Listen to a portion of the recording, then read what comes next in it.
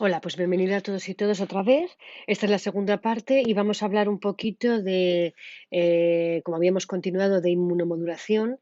En este caso vamos a referirnos a que es importante la reducción del estrés, aumentar la energía del riñón, por ejemplo, también que estuvimos hablando que sería también importante comentarla o hacer un detenimiento sobre ello. Activar rutas y puntos de energía estratégicos en el cuerpo, que también será importante a la hora de autogestionar la inmunomodulación.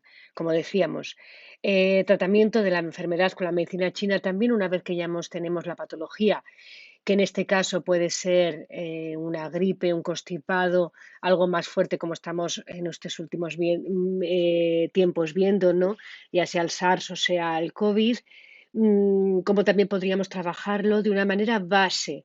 Sí que en sucesivas entregas o en sucesivas seminarios hablaríamos de cómo tratar individualmente cada enfermedad, porque medicina china no se trata de una manera, se trata de varias dependiendo de la patología o de los síntomas del paciente. Pues tiene un ciclo. Todas estas enfermedades pulmonares tienen un ciclo, como veremos, pero vamos a entender la base desde donde se regula o se trata la enfermedad, la etiología, ¿no? Entonces, en sucesivas entregas también hablaríamos de alimentación, porque es base también para aumentar el sistema inmunitario, pero de momento, si os parece, nos vamos a referir poquito a poco, vamos a ir bajando niveles o intentando integrar más conocimientos poco a poco, entendiendo qué es esta enfermedad, cómo es esta enfermedad pulmonar, pero también de cómo es esta enfermedad que afecta a una serie de órganos, ¿no? Y como es esta enfermedad que también afecta cuando el sistema inmunológico no es capaz de atacar a los patógenos. Entonces, sin más dilación, pasamos a hablar un poquito de cómo reduciríamos el estrés, puesto que sabemos, hemos comentado en muchas conferencias de medicina china, hemos comentado que el estrés es una fuente de enfermedad, ¿no? Ya lo he dicho infinidad de veces, que los chinos dicen que el estrés mata. Bueno, y muchas veces llega a matar, evidentemente, con ciertas enfermedades, ¿no? O patologías que se presentan cuando el cuerpo no puede más, pero en este caso el estrés también enferma, crea, o sea, que se agudicen unas enfermedades ya cronificadas o unas enfermedades que ya están cogiendo fuerza dentro del cuerpo, que o bien los patógenos o bien los órganos están dañados a nivel profundo, entonces pues empieza a generarse o a volverse de manera crítica la enfermedad. Reducir el estrés, como decíamos. Si el estrés es moderado, de duración limitada, ¿no? De duración limitada, estamos hablando, puede activar los riñones. Y diríamos entonces que a nivel general, la energía del cuerpo, ¿no? Un estrés intenso o el estrés moderado, pero fijaros en esta puntualización, prolongado. Un estrés moderado, pero prolongado, por el contrario, debilitaría con los riñones, ¿no? Es decir, no sé si se entiende.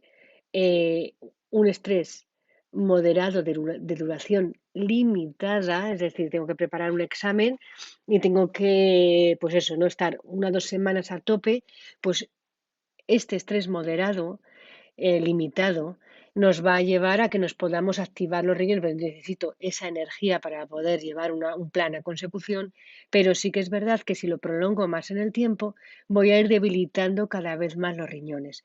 Y ya hemos dicho, como sabéis, ya hemos dicho que los riñones almacenan dos tipos de energía y una es la energía esencial, la energía heredada, y otra es la energía de nuestra batería del día a día, ¿no? Bien, Qigong, por su efecto calmante sobre las tensiones físicas, nos ayudaría, por ejemplo, eh, a promover y a repartir mejor la energía. Acordaros que el Qigong, o sea, la gimnasia china por la salud y la longevidad, lo que trabaja es activar y repartir la energía y la sangre del cuerpo, ¿no? Entre otras cosas, entre otras cosas. Pero bueno, tiene un efecto calmante, como decíamos, de las tensiones físicas y mentales, ¿eh?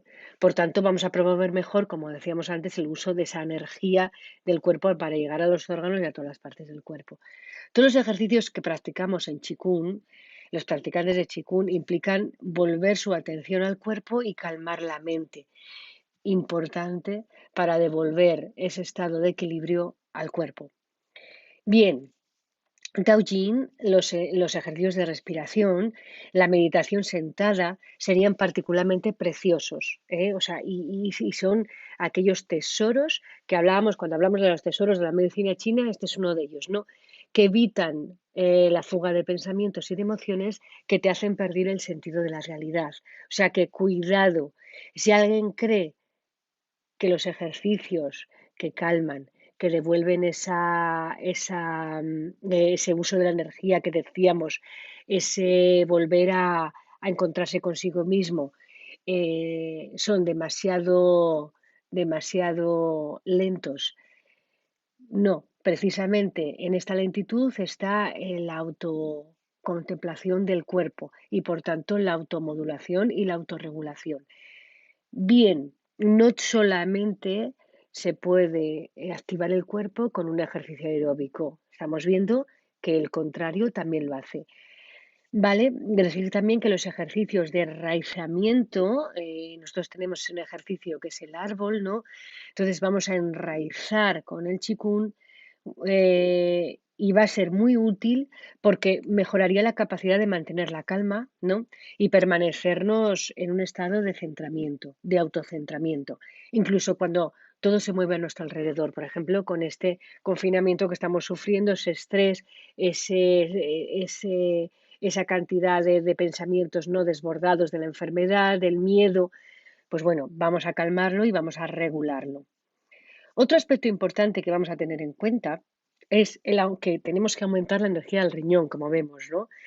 Si veis, en la gráfica vemos que da una importancia de la energía que de los riñones se da a la medicina tradicional china. Qigong incluye muchos ejercicios para estimularlo. Veis los diferentes ejercicios no señalados, incluso en el objetivo principal de algunos de Qigong, ¿no? Por ejemplo, trabajaremos, pues eso, ¿no? Cómo desbloquear la parte torácica, desbloquear la parte lumbar torácica, porque tengo que ese estrés liberarlo del pecho, aumentar la energía del riñón, también de la cabeza, porque ese estrés se puede instalar y bloquear las cervicales, ¿m? Que me va a afectar también a la visión, entre otras cosas, ¿eh? Porque ya veremos que todo está relacionado y no solamente hay un síntoma referido de una patología o referido de un bloqueo, hay muchos más que hay que tener en cuenta. Entonces, por último, en este punto, ¿no? Que hemos dicho en la primera parte, activaríamos rutas y puntos de energía estratégicos que nos van a ser importantes. Tenemos que decir, y eso es importante, que para fortalecer la capacidad del cuerpo, para responder a los ataques del mal tiempo y los patógenos que ahora la medicina occidental cada vez está teniendo más en cuenta, hay muchos puntos de energía que pueden activarse por presión. Lo hemos oído, los dedos se pueden utilizar para presionar ciertas partes o ciertos puntos del cuerpo. Fricción. En Qigong friccionamos, ¿de acuerdo? Para poder también estimular. ¿M? Y percusión, que también podemos utilizar en medicina china, también con los dedos, con las manos, con herramientas que tenemos, martillos, etcétera, etcétera, pequeñitos, que tenemos para presionar, ¿no? Para hacer algunos puntos de percusiones. Por tanto, algunos de estos puntos, pues, que son famosos evidentemente por su efectividad, pues para tener la aparición de la tos, resfriado y fatiga. Tenemos que hacer un apunte llegados a este punto en el que también la medicina china, por ejemplo, la medicina china trabaja sobre los puntos de la espalda para poder soltar las mucosidades, ¿de acuerdo? Y puntos referidos en el triple calentador, es decir, a lo largo del brazo, pero también vamos a ver porque que cuando se acumula una serie de densidades o una serie de mucosidades en los intestinos, en el estómago, también suelen ascender hacia arriba por los canales físicos, los canales energéticos hacia arriba. Entonces, ¿qué haríamos? Pues también debemos de presionar ciertos puntos a nivel de caja torácica, ¿no? Donde sí que podemos también pues, reconducir o aliviar ciertas densidades que suben hacia los pulmones o hacia la cabeza. Mm, Eso, apuntaba yo que decíamos que teníamos que hacer un inciso en el que veíamos, ¿no? Que la medicina naturista occidental de hace 2 siglos o más, hacia atrás, trabajaba los puntos, las percusiones en la espalda para poder soltar las mucosidades. Decir que nosotros también lo trabajamos en medicina china con las ventosas, pero se pueden trabajar con los vasos. La medicina occidental de hace 2 siglos trabajaba con los vasos, donde se hacía un escape, digamos, del oxígeno, ¿no?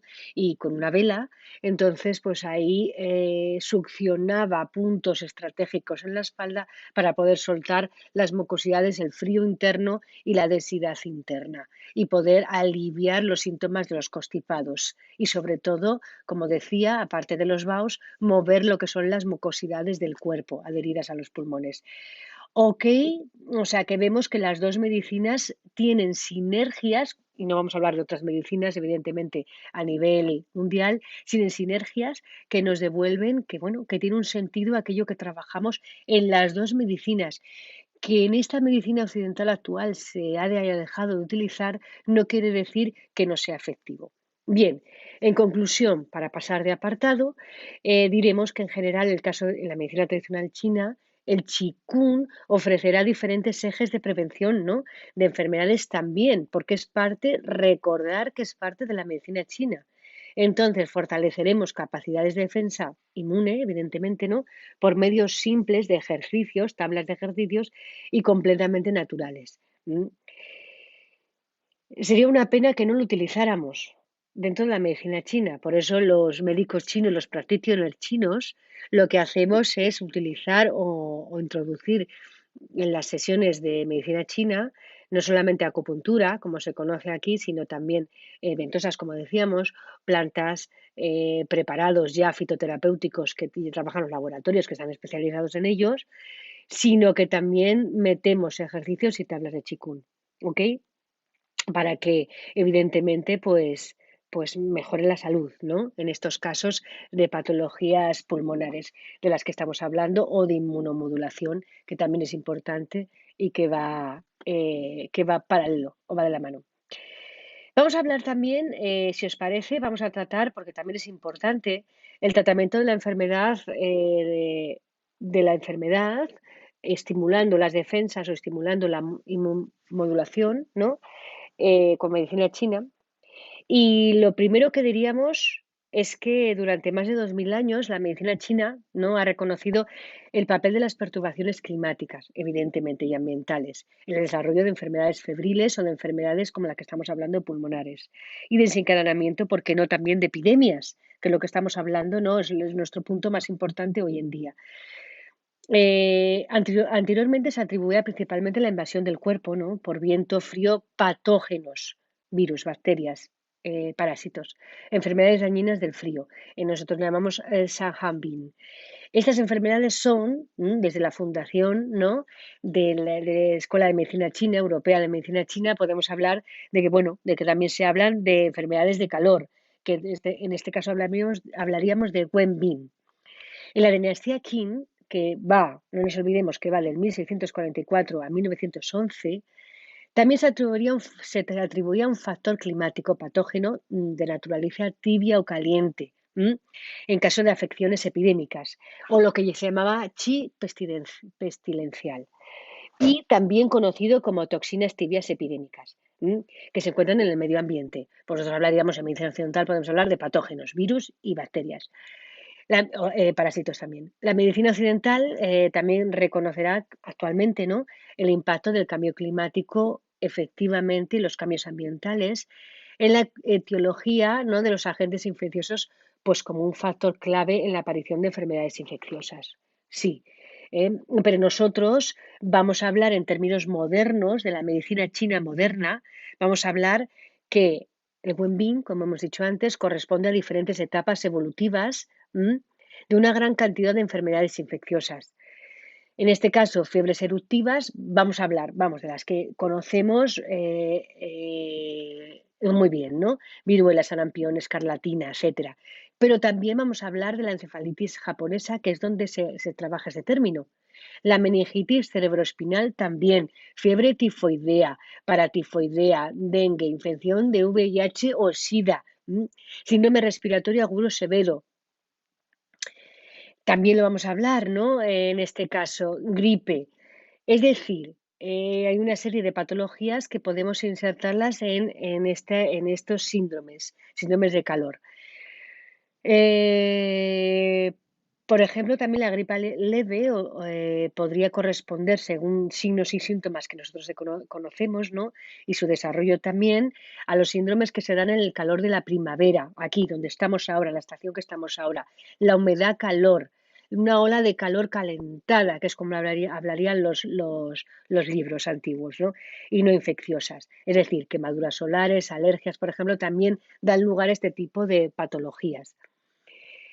También se citan en la medicina occidental, ese tipo de patologías que estamos diciendo correspondientes a la medicina china.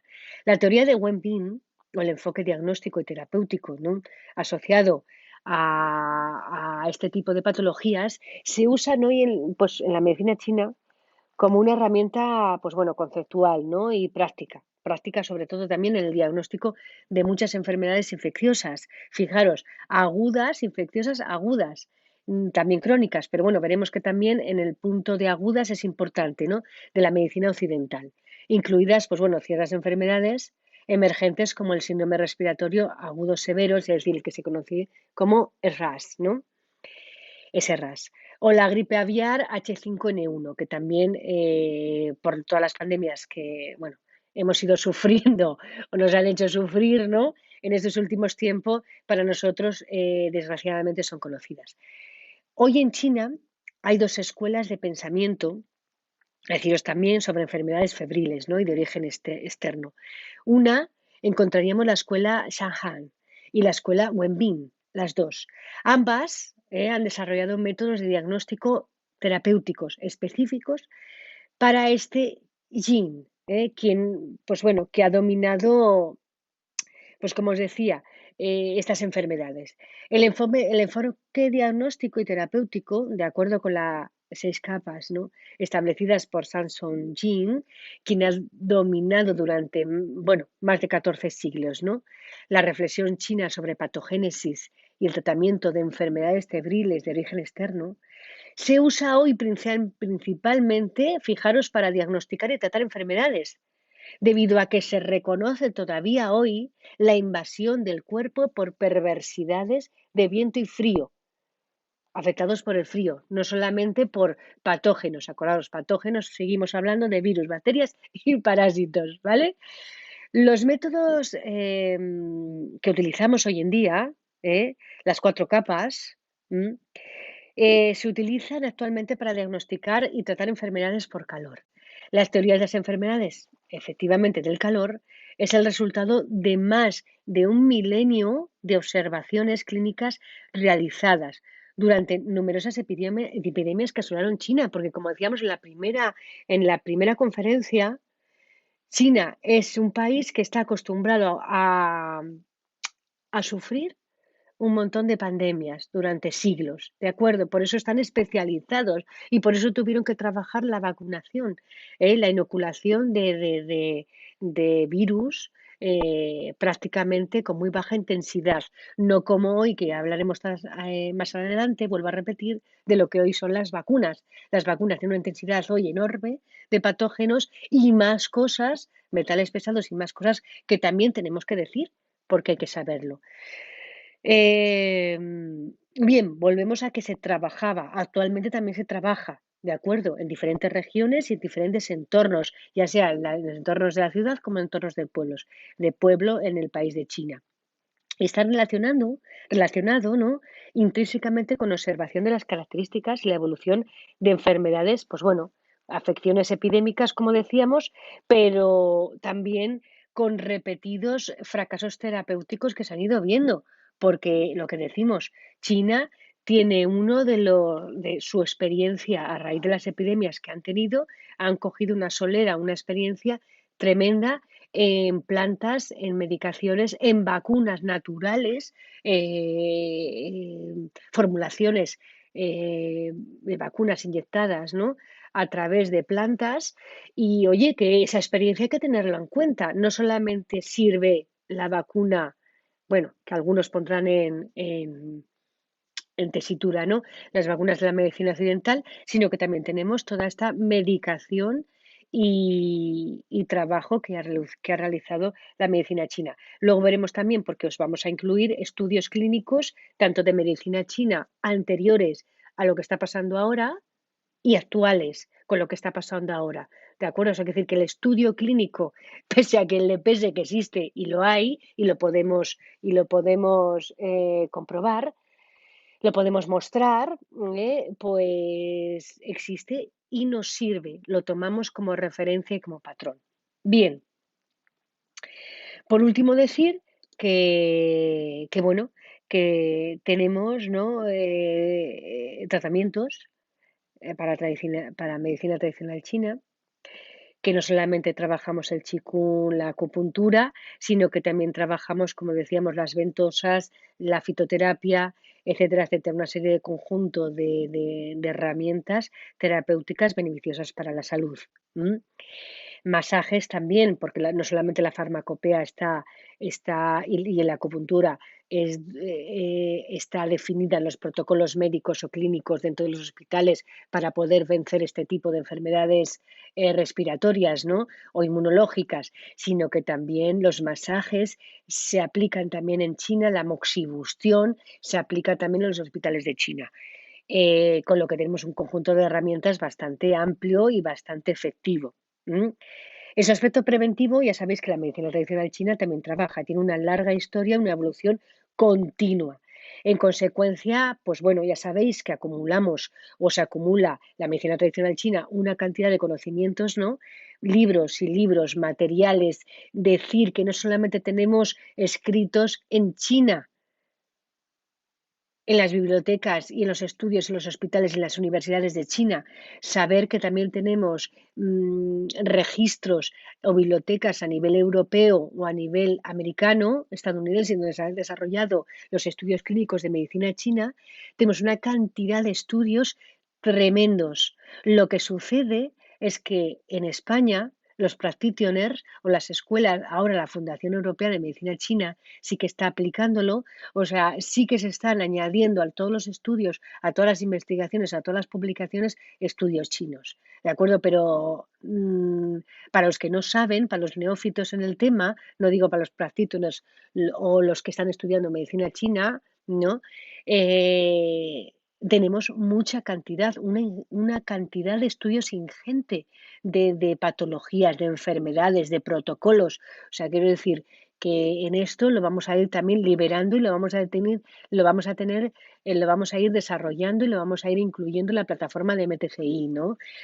Entonces, para demostrar evidentemente, porque nosotros pensamos que es una buena herramienta de divulgación, de que nuestra misión también está no solamente enseñar y dedicarnos a la práctica de la medicina china, ¿no? Para eso hemos estudiado durante años, sino también divulgar un conocimiento que no se pierda. También estamos dando importancia a otras medicinas antiguas como la nuestra, la medicina occidental antigua, española, que también estamos recopilando estudios, recopilando saberes que funcionan y que todavía siguen vigentes y han sido la base de la medicina occidental actual. Bien, entonces, para finalizar, decir que tampoco debe olvidarse, ¿no?, que la medicina china ha establecido durante varios milenios, como decíamos, en el país más poblado del planeta, tratamientos que se han enfrentado a las realidades en el terreno, ¿no? En el terreno físico del ser humano y en el terreno en el que vivimos, en el entorno. Muchas veces aplicadas y mejoradas, cada vez han ido mejorando. La principal desventaja, también hay que decir, ¿no?, de la medicina tradicional china actual, bueno, es que a menudo se compara mucho con la medicina occidental convencional y que realmente, pues bueno, lo que tenemos que hacer o lo que estamos haciendo los practitioners o médicos chinos actuales es utilizar las dos, formarnos en las dos, de acuerdo, de la manera que se pueda. Evidentemente, nosotros los médicos chinos o los practitioners chinos estamos especializados en medicina china, pero sabemos algo de medicina occidental para poder trabajar, ¿no? A ese nivel, al nivel que nos marca ahora la sociedad en la que estamos. Y al revés, médicos occidentales también están aprendiendo cosas de medicina china o tratamientos, protocolos, fitoterapia, farmacopea de medicina china para poder también aunar y complementar a la medicina occidental. Así que no nos olvidemos que la medicina china integrativa aúna los dos saberes que son los dos muy importantes. Bueno, y con eso terminamos esta segunda parte y la tercera vamos a intentar hablar un poquito de dietética para subir también, dar unas pautas para subir también la inmunidad. Hablar de esta autogestión de la inmunidad a niveles pues un poquito más básicos para que puedan ser entendibles para todos. ¿Ok? Venga, pues hasta la próxima conferencia y seguimos en ello. Salud.